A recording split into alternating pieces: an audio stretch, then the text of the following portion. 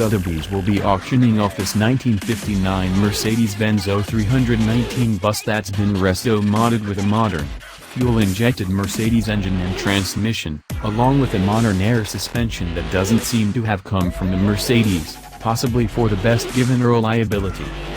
Inside, there's a new interior complete with custom cabinetry, propane and water tanks, and a rear berth bed tucked underneath the wraparound greenhouse windows. Just imagine backing this up towards some scenic outlook. It's a travel Instagrammer's dream. There's also a fair bit of RV spec vinyl interior trim and, perhaps most obscurely, the front seats of a second-generation Acura CO. I can't decide if I'm proud or ashamed of recognizing that.